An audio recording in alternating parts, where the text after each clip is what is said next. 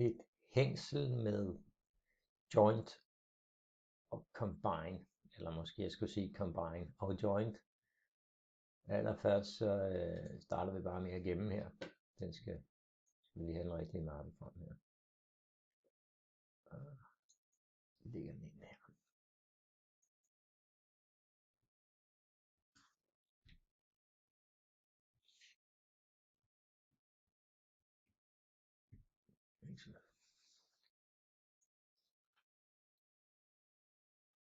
Skynder os ned og lave new component. Højre klikker her, new component, eller finder den over i assembly, der ligger den, new component. Den kan vi kalde for led 1.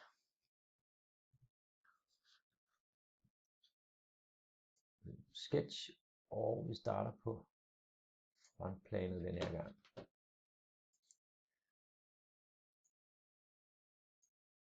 Laver en rund dimension på. Skal vi give den, hvad skal vi sige, den skal være 12 mm. Sådan der. Og så skal vi have et hængselblad på. Får det til at hænge fast her. Sådan, så kører ud den vej. Der har vi for at sikre, at den ligger lige under her. Så man gør sådan. Horizontal vertical, ikke? Dimension på den der. Hvad skal det være? Det skal være 3 mm. Den her vej, her kan vi sige 30 mm. Det er fint. Det ser lidt voldsomt ud med de 12 der. Jeg tror, jeg laver det om til 10. Sådan. Finish sketch. Så skal den extrudes.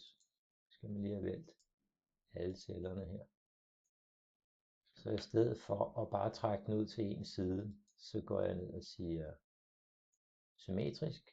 Og målet det er totallængdemålet, vi skal have det til at være over på. Trækker ud her.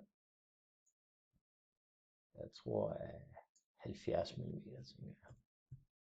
Sådan der.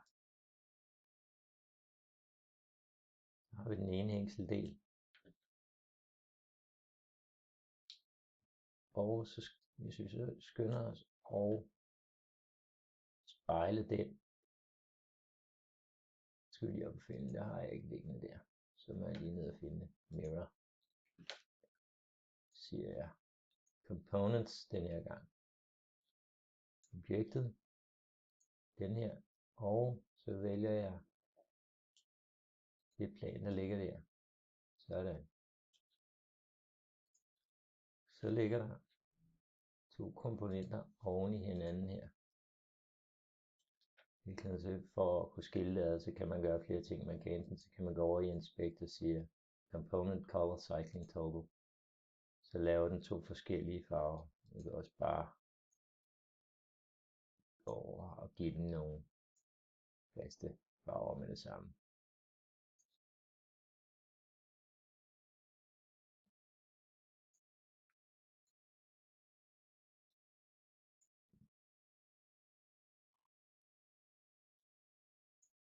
Sådan der.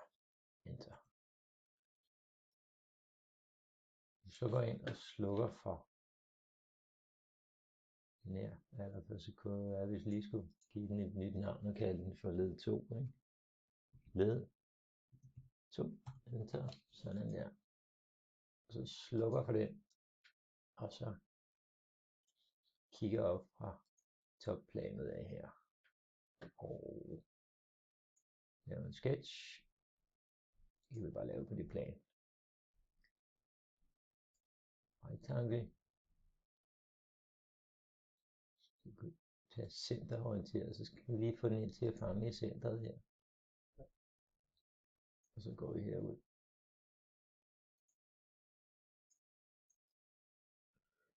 Det er, nu skal vi sige, det er 30.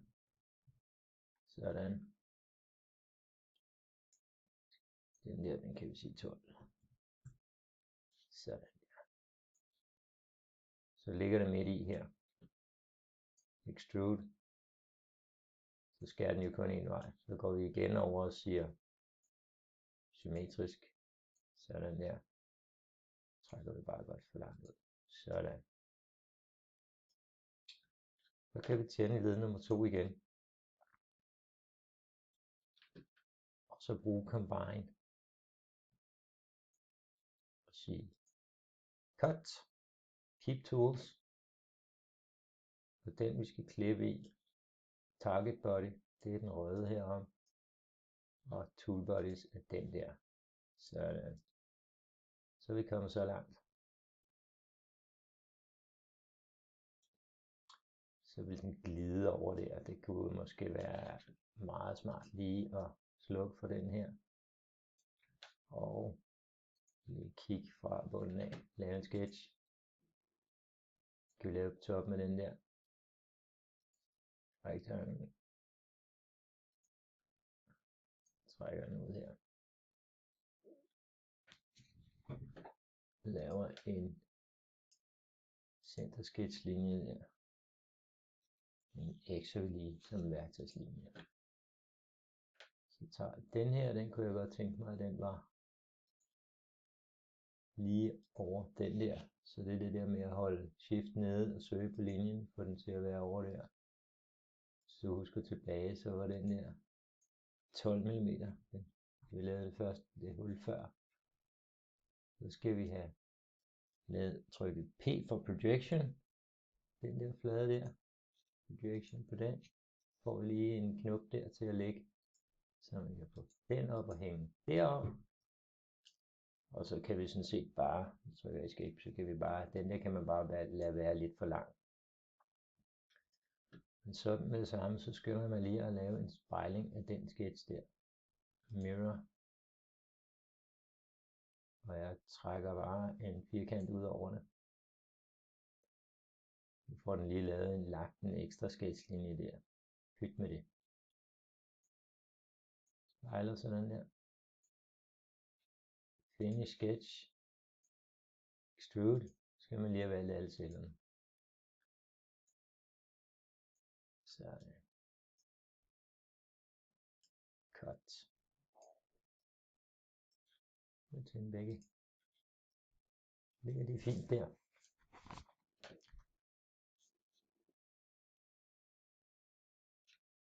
Nu har jeg fået vendt det helt på hovedet, kan jeg se. Men de ligger jo løst, fordi det er components, så vi skal lige have gjort dem fast. Aspil joint. Led 1. Så gør vi lige fast på den der måde der. Jeg trykker over i overskriften. Sådan. Og led 2. Aspil joint. Revolute. Det er de 2 led. Så går man ind.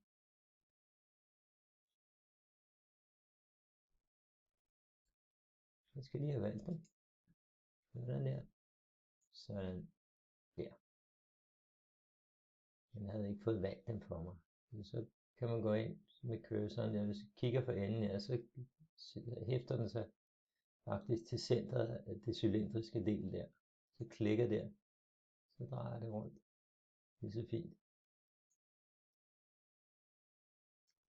Men der er slet ikke noget, der holder det sammen, så jeg synes lige, vi skal have sat en pind i. Og den har jeg tænkt mig at lave ved altså ser new component. Sådan der.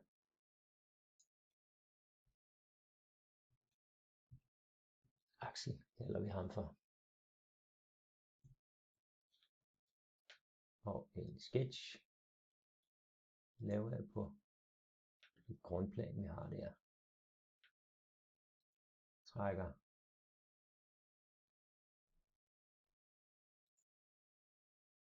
ned her. Laver den lige lidt for lang.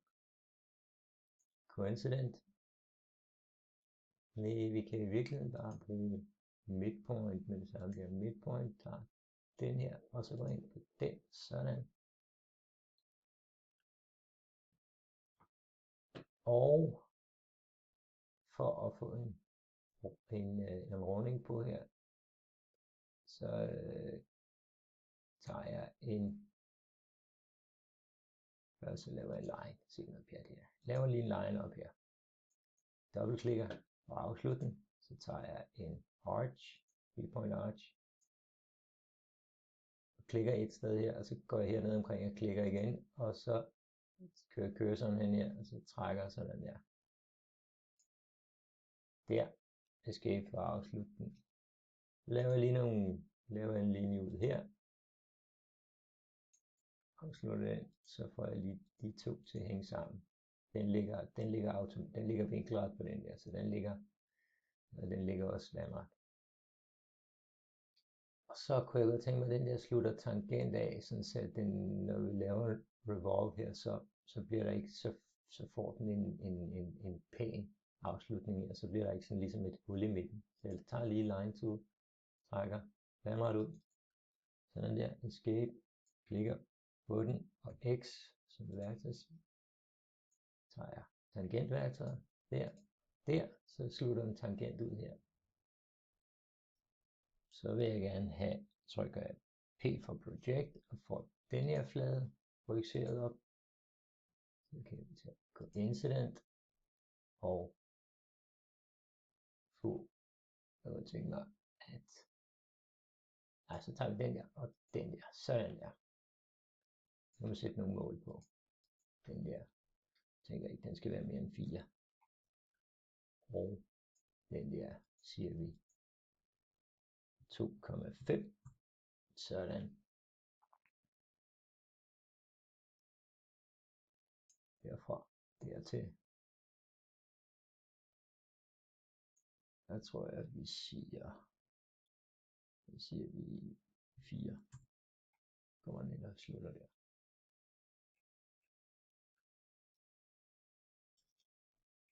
Så er der den her nede, der, den slutter automatisk der, fordi vi har hæftet over midten her. Så det er fint nok. Finish sketch.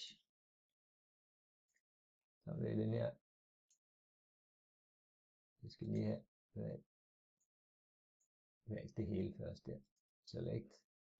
Det er aksen. Sådan der. Så ligger den derinde. Så kan jeg gå op og sige aktivere det hele. Og så skal vi lige have lavet, at vi bruger aksen til at lave hul i leddelene. Så det er combine, target er den der, og tool er den der. Den står i cut, og den skal stå i keep tools. Sådan der. Så laver det en gang til. Højre klikker, repeat, combine, target, tool, sådan der. Den sidder ikke fast. Skal lige have den gjort fast, men den kan vi bare gøre som en widget til den der. Nu skulle vores enkle stadig gerne virke. Sådan, det virker lige så fint. Husk, hvis man gerne vil have det op til at opføre sig sådan lidt mere ligesom fysikkens love, så kan man sige enable all contact.